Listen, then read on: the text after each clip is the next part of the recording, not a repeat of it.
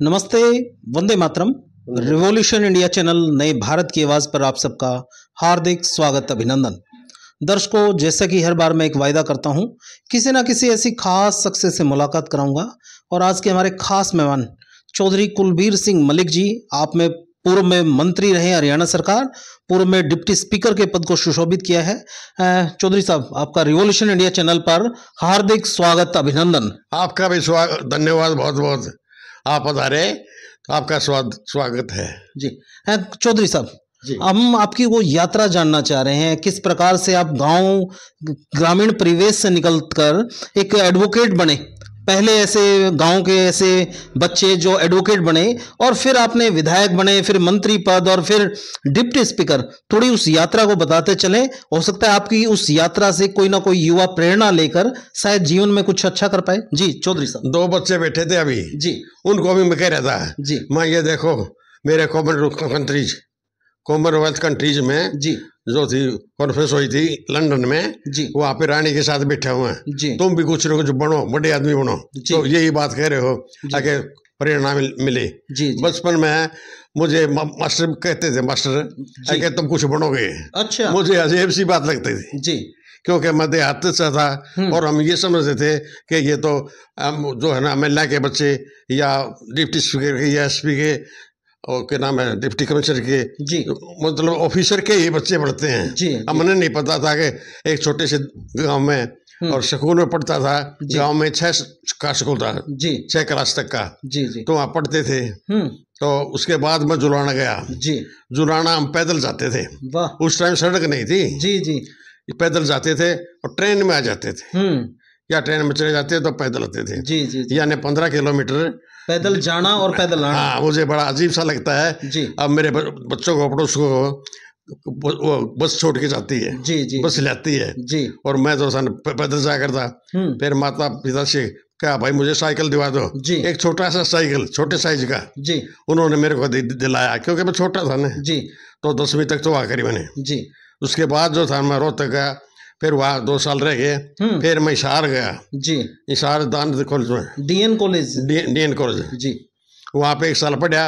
उसके बाद हमारे जींद में ही जो था ना कॉलेज खुल गया था। जी। तो फिर मैं जींद आ गया था। 3 साल यहाँ से करी। जी। उसके बाद फिर मेरे घर वालों से बात करी जी। कि मैं दूसरे जो साथी हैं मेरे, जी। वो तो एमए करना चाहते हैं, कुरुक्षेत्र में जाते हैं। जी। वहाँ कुरुक्षेत्र में एलएलबी तो थी नहीं। जी। उन्होंने कहा नहीं, हम तो चाहते हैं कि हमारा भाई जो है वकील बने। वाह। मैं चलो बहुत अच्छा, आपकी मर्जी है। उन्होंने एलएलबी में दाखिल करा दिया। जी। वहाँ पे रहे हम। उस टाइम जो था नहीं है, सुरेंद्र जो बंसीलाल के लड़के हैं, जी, वो भी मेरे से 1 साल पीछे थे। जी। वो कहते थे मेरे पिताजी आएंगे, चीफ मिनिस्टर बनेंगे, यहाँ पर लेक के घूमेंगे। मुझे बड़ी अजीब सी बात ही लगती थी। जी, जी। लेकिन वो सारी बात उसकी सच्ची हुई। सच्ची हुई। तो इस तरह से जो था मैं फिर वकील बनने के बाद जी। फिर मैं उसका ब्लॉक समिति का मेंबर बना। जी। वहाँ बनने के बाद जीन जो था संस्था है, जी। उसका भी डिप्टी वाइस प्रेसिडेंट जी रहा। वहाँ पे गुरुकुल कानपुर है, जी, उसमें भी काफी रिप्रेजेंटेशन जी किया।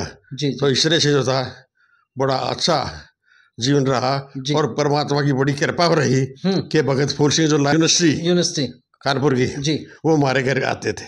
वाह वाह वाह। और उनकी जो प्रेरणा से हमने बहुत जो है तरक्की करी और आर्य समाजी हम पक्के भी थे। मेरी माँ भी थी, मेरे पिताजी भी थे, दोनों अच्छी अच्छी पुस्तकें भी पढ़ते थे और संस्कार बहुत अच्छे थे। जी। उनकी लड़की थी सुभाषिनी देवी, वो भी हमारे घर में काफ़ी आती जाती रहती थी। जी, जी, जी। तो इस तरह से जो था मैं फिर ब्लॉक समिति के बाद मैं फिर एमएलए का चुनाव में चौधरी चरण सिंह के पास जी गया। जी। चौधरी चरण सिंह ने कहा कि अगर आप पहले तो मैं जानता नहीं आपको, तो 1977 जी, उन्होंने कहा मैं तो देखो जानता नहीं आपके बारे में बहुत, लेकिन फिर 82 में दोबारा जो था मेहनत करते रहे जी। और उसके साथ मेरे साथ वीरेंद्र जो आनंद वाले थे जी, और बलबीर सिंह गरेवाल थे, चंद्रावती थी जी।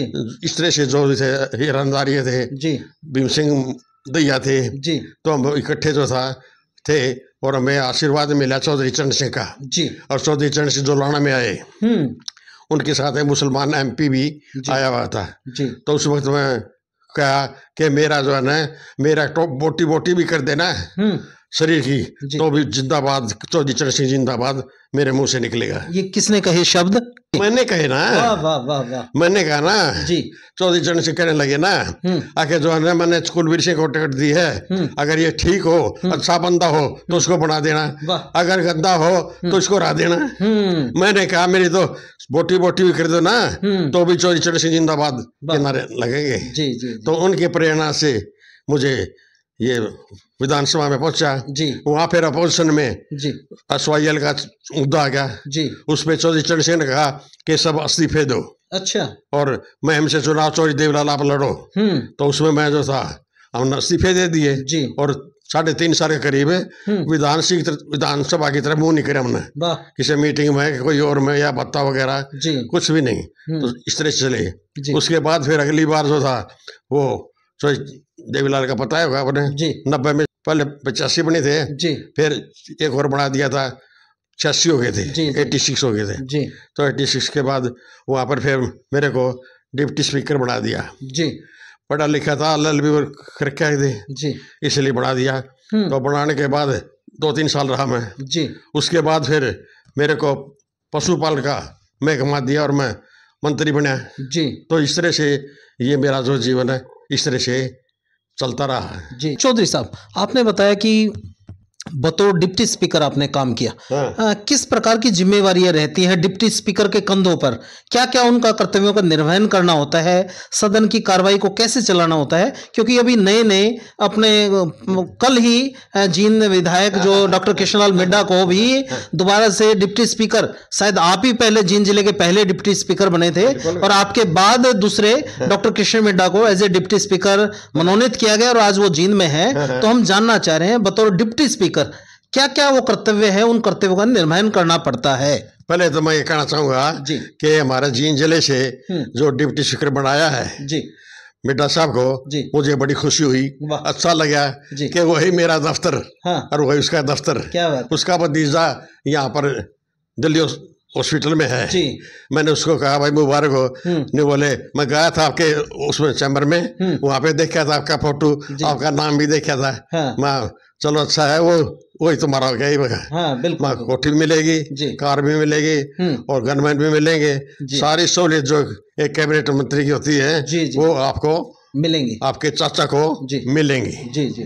तो उसके मुताबिक जो था मैं डिप्टी स्पीकर तो बन गया जी। कुछ डिप्टी स्पीकर के बाद कभी कभी तो जो था स्पीकर ना होते थे या वैसे भी जी कई बार जो था ना मौका मिलता था मुझे वहाँ पर रिप्रेजेंट करने का, तो वहाँ पर बहुत अच्छा रसूख रहा जी। उस वक्त मुकाबले जो MLA मंगल सेन जी, चंद्रावती और सुषमा स्वराज जी वगैरह जो थे, और जो आज कृपा ये जो रघुवीर का दिन है ना जी जी प्रोटेम स्पीकर बनाए थे, ये भी मेरे साथ ही थे, डॉक्टर महासिंह थे जी जी। तो इस तरह से बहुत अच्छे अच्छे आदमी जो थे, चौधरी चरण सिंह की सिलेक्शन बहुत अच्छी थी जी। चौधरी चरण सिंह यही कहते थे कि जो पढ़े लिखे आदमी हैं उनने ही विधानसभा में जाना चाहिए जी। लेकिन उससे पहले मैं एक बात जो है और बताता हूँ कि जब मैं वकील था जी, तो रोहतक में एक जलसा था चौधरी चरण सिंह का जी। वो था बस स्टैंड के पास रामलीला ग्राउंड है रोहतक में, ठीक है जी। तो मैं वहाँ अपने भाई के साथ गया, तो वहाँ पे उन्होंने कहा कि अगर अच्छे आदमी राजनीति में नहीं आएंगे तो बुरे आएंगे, आए तो गई जी, वो बुराएंगे तो फिर नुकसान होगा देश को, इसलिए अच्छे आदमी को आना चाहिए। मैं जवान था, मैं अपना को अच्छा मानता था जी। मैंने उसके बाद जो ये राजनीति में जो आया था, वरना राजनीति मुझे पसंद भी नहीं थी जी जी। लेकिन उसके परिणाम से इसलिए आया था। ये रही डिप्टी स्पीकर की बात है जी। डिप्टी स्पीकर जो है ना तो कमेटियों का मेंबर भी होता है जी, और साल में कॉन्फ्रेंस भी होती है जी, प्रेसिडिंग ऑफिसर्स की कॉन्फ्रेंस होती है जी, उसमें भी मैं गया हूँ। और बलराम जाखड़ जैसे जो स्पीकर थे लोकसभा के, वो भी हमारे साथ जम्मू कश्मीर में हमारे साथ ही थे जी। तो मतलब ये है कि साल में एक बार तो ये होती है कॉन्फ्रेंस उनकी रिप्रेजेंटेटिव। एक बार मुझे मौका मिला कि कॉमनवेल्थ कंट्रीज की कॉन्फ्रेंस है, आए साल होती है जी। किसी की कंट्री में अलग बार होती है। उस वक्त वो लंदन में थी जी। तो मुझे मौका मिला और इंडिया की तरफ से मैं वहाँ पर रिप्रेजेंट किया। और वहाँ पर बताऊँ एक बात तो मेरे ख्याल में अच्छा ही होगा। लाल बहादुर शास्त्री के बारे में मैंने जिक्र किया तो डेमोक्रेसी के बारे में बात चल रही थी कि डेमोक्रेसी में किस तरह क्या कल चल रहा है। तो मैंने उसमें एक घटना मुझे याद आ गई, वो थी कि रेलवे मंत्री थे लाल बहादुर शास्त्री जी। उस वक्त 150 आदमी जो थे, एक काटा बदलने वाला होता है ना, पता होगा वो उसका रेल की लेन का, उसकी गलती से 150 आदमी मर गए थे। तो रिजाइंड देर इसे कोई इस्तीफा को नहीं देता। ये जो है ना नैतिकता के आधार पर, नैतिकता राजनीतिकता और उसके हिसाब से उन्होंने इस्तीफा दिया। लेकिन उसके बाद देश ने उसको प्रधानमंत्री बनाया और वो इतने ईमानदार आदमी थे, इतने अच्छे थे। मेरा आज भी ताल्लुक है उसके लड़के से, सुनील शास्त्री से, अब भी बात होती रहती है। वो भी इतने नेक आदमी थे, नेक आदमी हैं, बहुत ही गरीब थे, गरीब हैं, अब भी आज गरीब हैं। कमाल की बात तो यह है कि आजकल तो अरबपति खरबपति बन जाते हैं मंत्रियों के लड़के, स्टेट के भी, और वो तो ठहरे प्रधानमंत्री के बच्चे। लेकिन वो बहुत simple living and high thinking के विचार के वो फैमिली थी। तो it was appreciated by the conference members 25 countries से। उनकी फोटो भी है मेरे पास यहाँ पे। तो वहाँ भी गया मैं। डिप्टी स्पीकर का काम, डिप्टी स्पीकर का काम तो वही होते हैं जो स्पीकर के भी होते हैं, तो आपस में बांट लेते हैं। मेरे टाइम में हरमहेंद्र चड्ढा जो था ना, वो स्पीकर, हरि मोहिंदर सिंह चड्ढा, हाँ, जो आज नहीं है। आज उसके बच्चे, उसका बच्चा बन गया है, पता होगा आपको, MLA। तो हम मिलके चलते हैं दोनों में, क्योंकि वो भी वकील थे, मैं भी वकील था, तो हमारा बहुत अच्छा रसूख था आपस में, और काम भी मिलके हम काफी कुछ करते थे। जिस तरह से ये चैम्बर वगैरह होते हैं MLA के, वो भी अलॉट करते थे, मैं अलॉट करता था, कुछ वो करते थे, कुछ मैं भी करता था, लॉटरी सिस्टम से करता था। तो इस तरह से लाइब्रेरी कमेटी का चेयरमैन भी था, उसमें भी कहीं गए दूसरे उसमें परदेशों में गया मैं, तो वहाँ पर भी बड़ा मान सम्मान मिलता है उसको, स्टेट गेस्ट के तौर पे ट्रीट किया जाता है। तो इस तरह से जो था, मैंने हल्के के भी कुछ काम कराए। जब मैं बना ना वो पशुपालन मंत्री, तो 200 डिस्पेंसरी, पशुओं के चिकित्सालय, हाँ 200 हरियाणा में पशुओं के अस्पताल 200 बनवाए थे हरियाणा में। उसमें 200 में से 25 मेरे थे। बाई चांस बताऊँ आपको। तो इस तरह से जो था काफी और भी विकास किया, जैसे स्कूल को अपग्रेड करना है और सड़कों का काम है, तो बच्चों के काफी ट्रांसफर वगैरह सब कुछ। मेरा मतलब था मुझे अपना हिस्सा मिलता था और मुझे बार बार सेक्रेटरीट में जाने की जरूरत नहीं थी, क्योंकि मैं स्पीकर, डिप्टी स्पीकर ऐसे नहीं घूमते। हमारा बहुत अपना स्टेटस होता है, ऐसे होता है प्रोटोकॉल में इतना होता है कि जिस तरह से गवर्नर का होता है। तो इस तरह से हम टेलीफोन कर देते थे जिस डिपार्टमेंट में कोई किसी की बात हो, कोई कमी हो तो। और हफ्ते में एक बार जो था मैं अपने जींद रेस्ट हाउस में आता था और आके उनकी तकलीफ सुन के लेके जाता था। तो इस तरह से मैंने लोगों की जो सेवा उसकी मैंने करने का मौका मिला और मैंने किया। और आज बड़ी खुशी की बात है, हमारे घर में फिर दोबारा डिप्टी स्पीकर की पोस्ट आ गई है, तो अच्छा ही रहेगा, इसे फायदेमंद रहेगा। चौधरी साहब, आप पढ़ने के बाद वकालत की, वकालत में भी लोगों को न्याय दिलाने का काम मिलता होता है, और फिर मंत्री रहे, वहां भी लोगों की समस्या को समाधान करने का काम। कैसा अनुभव रहा बतौर वकील? क्या लोगों को वास्तव में न्याय दिला पाए, और क्या आपका अनुभव कहता है कि न्याय व्यवस्था में और क्या सुधार की आवश्यकता है ताकि लोगों को सालों साल चक्कर ना काटने पड़े, तारीख पे तारीख ना मिले, उनको समय पे न्याय मिल पाए? थोड़ा बताते चले। कि मैं अपोजिशन में था और रूलिंग पार्टी के जो था जो मंत्री वगैरह थे उनसे भी मैंने कहा अगर भाई ये करप्शन क्यों चल रहा है, थानेदार से पूछे वो कहते एसपी को देता हूँ, एसपी को पूछे कहा देता है ऊपर देता हूँ। भाई वो ऊपर भगवान को देते हो या मंत्री को देते हो? चुप हो गया वो। ये तो बात वही है। तो मतलब ये है कि मुझे एज ए मंत्री जो एज ए एमएलए वकील के तौर पे भी मैंने बहुत अच्छे लोगों को न्याय दिलाया है। ऐसे न्याय दिलाया कि बिल्कुल अगर थानेदार ने कोई जाति कर दी ना उसमें भी मुकदमा कर दिया उसमें और उन्हें माफी मांगनी पड़ी। तो इस तरह से जो था और न्याय दिलाने की बहुत कोशिश की मैंने और उसमें काफी मैं सफल भी रहा। इसी तरह फिर जो था इसका फायदा तो होता ही है। मुझे सारे डिपार्टमेंट का पता था, ऑफिसर मुझे बड़े नहीं लगते थे बल्कि ये लगते थे दे आर गवर्नमेंट सर्वेंट। क्योंकि कॉन्स्टिट्यूशन में है आपको पता है they are to be treated as government servant but they are not performing their duty well. ये कमी है क्योंकि आज भी जैसे अंग्रेजों का राज था आज भी वो राज्य बने बैठे हैं तो उन पे थोड़ा निरंकुश करना चाहिए, देखना चाहिए।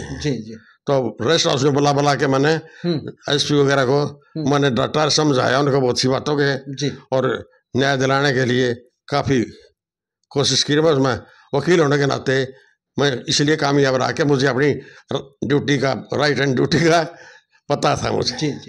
इसलिए आप वाली बात है मैंने कानून का व्याख्या भी करी एडवोकेट होने के नाते और विधानसभा में एमएलए होने के नाते विधायक होने के नाते कानून बनाने की भी उसमें करी और फिर उनका इम्प्रूवमेंट करने के लिए जो मंत्री का मौका है वो मिला। तो एग्जीक्यूटिव लेजिस्लेटिव जुडिशरी का तीनों में काम करने का मौका मिला और बहुत अच्छा मेरा बहुत सारा जीवन रहा और सफल जीवन रहा। और मैं तो ये समझता हूँ कि बहुत इतना ही काफ़ी है जितना मुझे मिला है। और वो वक्त कुछ और था, आज कुछ वक्त और है। आज लोग भी कहते हैं भाई वो बात नहीं है जो आपके समय में थी। मैं तो गांवों में बहुत जाता था, उनकी समस्या सुनता था, उसका हल करने के लिए चंडीगढ़ जाता था। वहां जाके सबसे टेलीफोन जाके एक एक करके टेलीफोन मिलाता था हर एक डिपार्टमेंट से। तो इस तरह से बहुत अच्छा रहा कि दोबारा फिर डिप्टी स्पीकर का मौका हमारे जींद जिले को मिला है। चौधरी साहब, जिस प्रकार से आपका लंबा चौड़ा अनुभव है, ज्यादा बोल दिया मैं ना, बहुत लंबा चौड़ा आपका अनुभव है। हम ये जानना चाहते हैं, आपने कहा कि राजनीति में आज माहौल कुछ और है।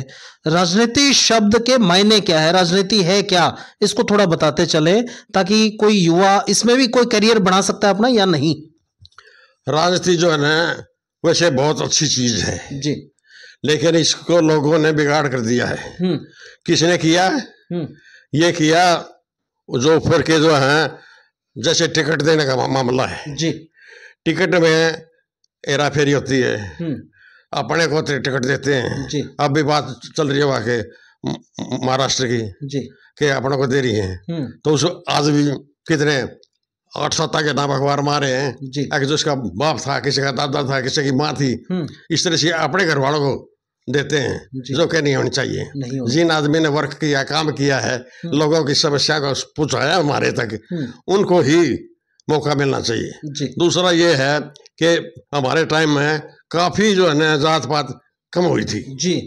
आज दोबारा फिर जात उभर के आ गई, गोत्र भी नहीं उभर के आ गए, जात तो इस तरह से जात पात के हिसाब से अखबार में आती है इतने तो हिंदू हैं, इतने ब्राह्मण हैं, यहाँ पे इतने नाई हैं, इतने सैनी हैं, इस तरह से आती है। और उस वो लिस्ट उनके पास होती है जो टिकट डिस्ट्रीब्यूट करते हैं और वो देखते हैं कि यहाँ पर तो जाति बाहुल्य जाति जो है ना वो अच्छा नहीं है।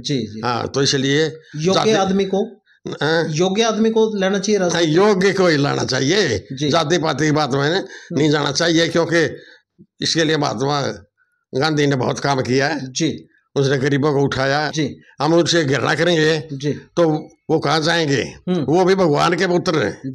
मैं तो भगवान में विश्वास करता हूँ, सीधी बात है। पता नहीं जवानी में नहीं करता था या ये भी करता हूँ, लेकिन भगवान में इतना विश्वास करता हूँ कि सबके अंदर भगवान है।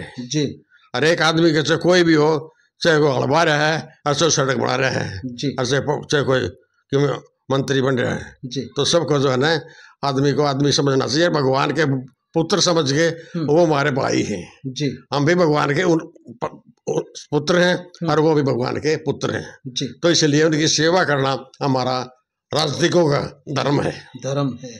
जी चौधरी साहब, हमने विधानसभा में वाक्य पढ़े हैं, आपके विधानसभा में लिखा हुआ है कि यहाँ इस विधानसभा के मंदिर में आने के बाद झूठ नहीं बोलना, सत्य ही सत्य बोलना है।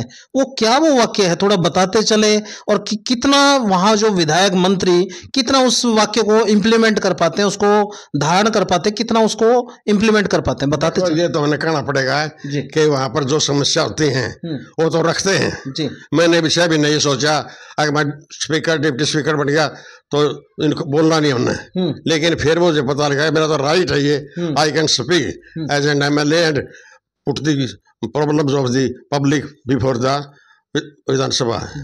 तो मैं भी फिर बोलना शुरू किया। तो जो भी बोलते हैं समस्या तो होती है, उन्हें समस्या तो बहुत होती है, पहले भी थी आज भी, और कल तो शायद रहेंगे कि नारा नहीं, क्योंकि इस पर ध्यान तो बहुत दे रखा है। आज भी अखबारों में आता है कितनी 150 समस्याएं थी, उनमें से 50 हल कर दी। तो ये दाब है थोड़ी बहुत गवर्नमेंट की, उसी वजह से ये समस्याओं का हल होता है। कई चांस कल मैं कोर्ट में चला गया था, वहाँ पे मैंने देखा कि लजवाना गांव के सारे आदमी और लुगाई सब आए हुए थे SP को मिलने के लिए। SP तो वहाँ था नहीं। मैंने पूछा क्या बात है भाई? बिला जी 10 दिन हो गए मर्डर हो रहा है हमारे गांव में बिरागी का, और उसका जो है ना अभी तक पता भी हमने किसने कराया है, लेकिन अभी पकड़ा नहीं गया उसको। तो इस तरह से जो है ना विधानसभा में ये क्वेश्चन उठाए जाते हैं और उन पर अमल भी होता है, ये खाली बात नहीं जाती, तो अमल होता है वहाँ पे विधानसभा में। और अपने अपनी कॉन्स्टिट्यूंसी की समस्याओं को हम रखते हैं और स्पीकर डिप्टी स्पीकर उनको मौका देते हैं कि अब तू बोल, अब तू बोल, बोलने का अलग आदमी को। हमने बहुत देखा है जब नेता वो कहता ना उन्हें, वो दीवार पे लिखा है उसमें क्या ना, एक पिलर है, पिलर जी जी जी, पिलर पे लिखा है या तो सभा में आना नहीं, और आना तो झूठ नहीं बोलना, सच बोलना चाहिए, ये लिखा है वहाँ पे। जी जी जी, ठीक है आपने ठीक देखा जी जी। हाँ, तो झूठ झाट तो बनी ज्यादा नहीं, तो कोई खास बात नहीं जी। बताओ तो समस्या देते हैं जी, ज्यादा समस्या आती है और उनका जवाब जो है ना वो कंसर्न जो है ना मंत्री जवाब देता है कि भाई इसके बारे में ये है, इसका ये है, जो भी कुछ है। तो समस्या का हल होने के लिए काफी अच्छा प्लेटफॉर्म है जी। मेरा अंतिम प्रश्न, नेता जो होते हैं वो जब अपने हिसाब से कभी शीत सत्र, कभी मानसून सत्र, कभी ग्रीष्मकालीन सत्र, अलग अलग सत्र विधानसभा और ऐसे चलते रहते हैं। क्या मतलब ये एक चीज समझ में ये आती है, हमने एक विशेष सत्र सेंट्रल गवर्नमेंट में देखा, लोकसभा में भी देखा, एक विशेष सत्र लाकर विशेष बिल और विधेयक पास कर दिया जाता है। तो ये मतलब नेताओं की इच्छा शक्ति के ऊपर डिपेंड करता है, देश हित में, प्रदेश हित में, जनता जनार्दन के हित में कभी भी कोई भी सत्र बुलाकर जनता के हित के लिए कोई भी विशेष विधानसभा सत्र बुलाकर जनता के हित में फैसले लिए जा सकते हैं। ये आप कोई बताओ, कोई मिसाल बताओ कि कैसे हुआ है, ऐसे तो कोई बात मेरी समझ में नहीं आई। जैसे लोकसभा में जब सरकार अपने अंतिम कार्यकाल में थी, उससे 10 दिन पहले एक विशेष सत्र बुलाकर प्रधानमंत्री नरेंद्र मोदी ने बहुत कुछ एक पारित किए थे बिल। तो मैं वही चीज जानना चाह रहा हूं, क्या जब इसका मतलब वो कोई डिसाइडेड सत्र नहीं था, शीतकालीन, मानसून, ग्रीष्म ऐसे सत्र सुने हैं, लेकिन वो तो आउट ऑफ द वे जाकर वो सत्र बुलाया गया, तो इससे ये महसूस होता है जनता को कि सरकारें चाहे तो कभी भी जनता हित में कभी भी विधानसभा सत्र, स्पेशल सत्र बुलाकर जनता के हित में फैसले लेकर, कानून बनाकर जनता को राहत दे सकती हैं। बात ये है जी, मैं जो सत्र बुलाते हैं जी, या प्राइम मिनिस्टर बुलाता है जी, जी। तो वो जो है ना राष्ट्रपति की आज्ञा से बुलाता है जी, राष्ट्रपति आज्ञा देता है, स्टेट में गवर्नर जी आज्ञा देता है जी, और कैबिनेट का फैसला होता है जी। तो उसके हिसाब से ये सत्र बुलाया जाता है और उसमें बाकायदा आर्गूमेंट्स होती हैं, अपनी अपनी पार्टी का रिप्रेजेंटेशन होता है जी, तो उसके मुताबिक बुलाया जा सकता है, उसमें कोई सी बात नहीं है जी जी। हाँ। चलिए, चौधरी कुलबीर सिंह मलिक जी, आपका बहुत बहुत आभार हृदय से, आपने अपना कीमती समय दिया। और मैं दर्शकों को इसी सोच और इसी विचार के साथ छोड़े चलता हूँ। निश्चित तौर पर जो चौधरी साहब का जो अनुभव रहा है जीवन का, संपूर्ण जीवन लोगों को न्याय दिलाया है वकालत के वकील के तौर पर, फिर राजनीति में आकर राजनीति धर्म को निभाया है, लोगों की जन समस्याओं को दूर करने का प्रयास किया। और सबसे अनोखी बात, जब बतौर डिप्टी स्पीकर इन्होंने ब्रिटेन में जाकर जो रिप्रेजेंट किया पूरे भारत को, और जिस प्रकार से वहाँ की रानी जो ब्रिटेन की जो महारानी थी उनके साथ गुफ्तगू की और भारत के प्रतिनिधित्व के बारे में जो गाथा सुनाई, जिस प्रकार से लाल बहादुर शास्त्री जी के बारे में जो शब्द कहे, वास्तव में वो प्रेरणादायक हैं। जो वर्तमान में जो लोग राजनीति करते हैं, जो गलत टीका टिप्पणी करते हैं, उन लोगों के लिए प्रेरणा के रूप में आप काम कर सकते हैं। और निश्चित तौर पर ऐसी किसी न किसी अन्य सक्सेस से फिर किसी अन्य दिन मुलाकात कराएंगे। आप देखते रहिए, आप, हाँ मैं दिखाऊंगा जी, आप देखते रहिए रिवॉल्यूशन इंडिया। फिर किसी अन्य दिन किसी खास सक्सेस से मुलाकात कराएंगे। जय हिंद, जय भारत, वंदे मातरम।